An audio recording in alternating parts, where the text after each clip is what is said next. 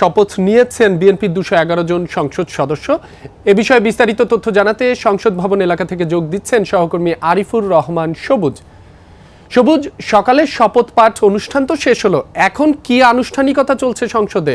পরবর্তী কার্যক্রম কি, বিস্তারিত জানাবেন। শপথ গ্রহণের যে আনুষ্ঠানিকতা সেটি এখনো বাকি আছে কিছুটা, কারণ প্রথম দফায় যে শপথটি অনুষ্ঠিত হয়েছে সেটি বিএনপির যে 209 জন এবং বিএনপির যে জোট রয়েছে আরও 3 জন জোট থেকে নির্বাচিত হয়েছেন, মোট 212 জনের যে শপথ, সেই শপথটি অনুষ্ঠিত হয়েছে এবং এরপরে তারা তাদের যে শপথের পরে যে স্বাক্ষর বই, সেই স্বাক্ষর বইয়ে স্বাক্ষর করবেন এবং এরপরে আমরা যেটুকু জানতে পেরেছি বিএনপির যে সংসদীয় দল রয়েছে সেই সংসদীয় দলের প্রধান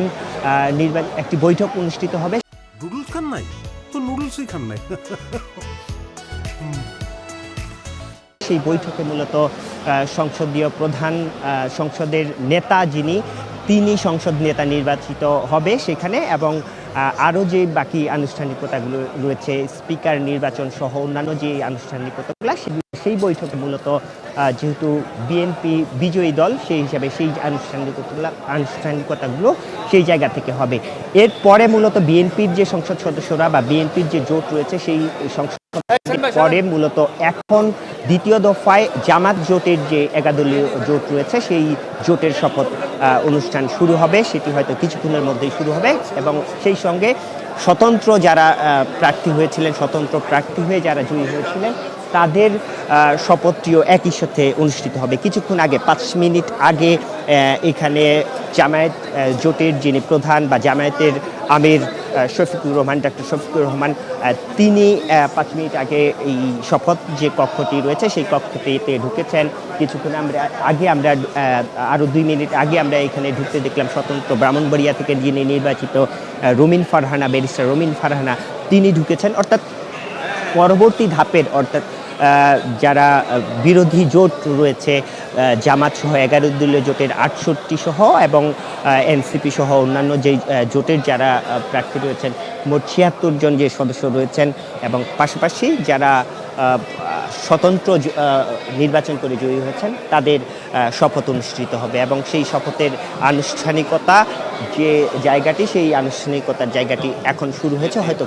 অল্প কিছুক্ষণের মধ্যেই সেই শপথটিও অনুষ্ঠিত হবে। এবং আপনি নিশ্চয়ই জানেন যে আজকে 2টি শপথ অনুষ্ঠিত হওয়ার কথা রয়েছে, অর্থাৎ জাতীয় সংসদ সদস্য হিসাবে একবার শপথ নেবেন,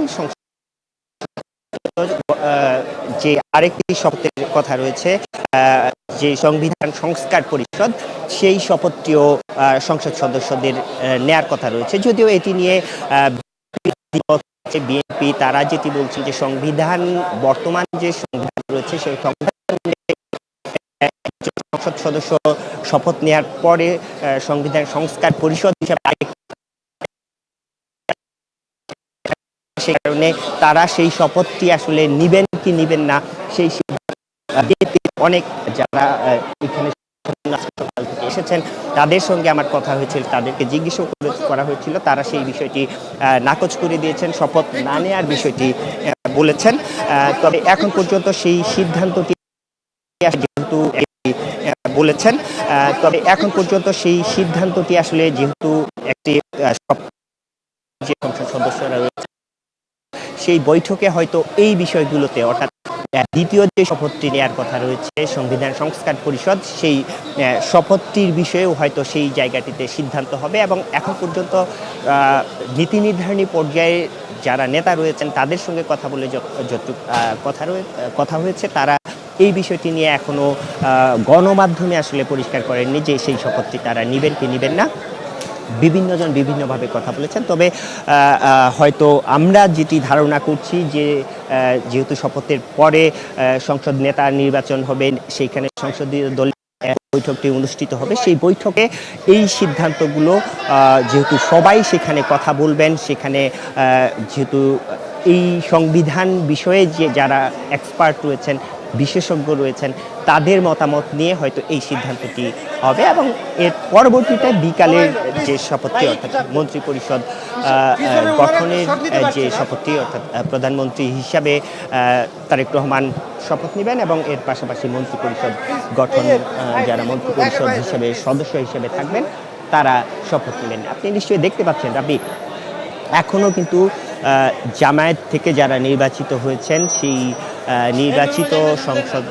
যারা হয়েছেন তারা এখনও আসছেন। আসার পর তারা ভিতরে প্রবেশ করবেন এবং এরপরেই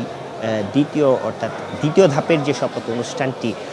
জামাতের যারা নির্বাচিত সংসদ সদস্য, স্বতন্ত্র যারা সংসদ সদস্য, তারা শপথ নেবেন এবং সেই আনুষ্ঠানিকতার মূলত এখন এই মুহূর্তে চলছে। সংসদ সদস্যরা জামাত থেকে যারা নির্বাচিত তারা সংসদের যে শপথ কক্ষটি রয়েছে সেই সংসদের শপথ কক্ষে প্রবেশ করছেন একে একে এবং জামাতের যে আমির ডক্টর শফিকুর রহমান তিনি এসছেন। এবং এটি নিঃসন্দেহে বলা যায় যে গত 17 বছর ধরে বিএনপি বারবার যেটি বলে আসছিল যে গণতন্ত্রের উত্তরণের পথে যে তাদের সংগ্রাম যাত্রা, সেই সংগ্রামের বলা যায় যে আজকে এই শপথ অনুষ্ঠানের মধ্য দিয়ে সেই গণতন্ত্রের দেশ উত্তরণ ঘটছে এবং নিঃসন্দেহে এটি একটি ঐতিহাসিক দিন বলা যায়। এবং সেই জায়গাটিতে মূলত এই যারা সংসদ সদস্য রয়েছেন, যারা নির্বাচিত হয়েছেন, তারা বলছেন বিগত 3টি যে সংসদ রয়েছে সেই 3টি সংসদে যেভাবে দেখেছে দেশের মানুষ দেখেছে, সেখানে মূলত যুক্তিতর্কের বিনিময়ে খারাপ কাজের যে সমালোচনা হওয়ার দরকার সংসদে, যেই সংসদ প্রাণবন্ত হওয়ার কথা সেই সংসদ আসলে মানুষ দেখতে পায়নি। এইবার মানুষের যে প্রত্যাশা গত 3টি সংসদ বা 4টি সংসদে যেভাবে দেখেছে তার ঠিক উল্টোটি, অর্থাৎ কার্যকর একটি সংসদ দেখতে পাবে, যেখানে ভালো কাজের জন্য প্রশংসা যেমন পাবেন সরকার, তেমনি সরকার যদি কোনো খারাপ কাজ করে থাকে সেখানে সেটি সরকার দলের সংসদ সদস্য হলেও তীব্র সমালোচনার মুখে পড়তে হবে, এরকমটি তারা বলছেন যে সেখানে যুক্তি তর্ক বিতর্কের মধ্য দিয়ে কোনো সিদ্ধান্ত যদি নিতে হয় সেটি সংসদে বসেই সিদ্ধান্ত নিতে হবে। অর্থাৎ এইবারের যে সংসদটি তারা বলছেন যে অনেক বেশি প্রাণবন্ত হবে। জামায়াতের যারা নির্বাচিত তাদের কয়েকজনের সঙ্গে কথা হচ্ছিল, তারা বলছেন যে একটি শক্তিশালী যে বিরোধী দলের সংসদ পাওয়ার কথা সেটি বিগত সময়ে পায়নি। এইবার জামায়াতের যে জোট, সেই জামায়াতের জোট একটি শক্তিশালী বিরোধী দল হিসাবে সংসদে যাবেন এবং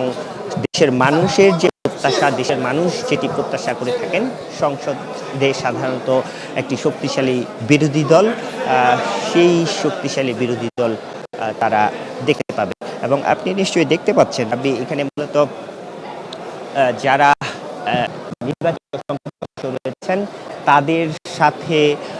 মূলত 1-2জন পরিবারের সদস্য আসতে পেরেছেন, এর পাশাপাশি 2জন করে নেতা কর্মীরাও এসেছেন। তারা যদিও ভিতরে ঢুকতে দেওয়া এবং সংসদ আজকের শপথ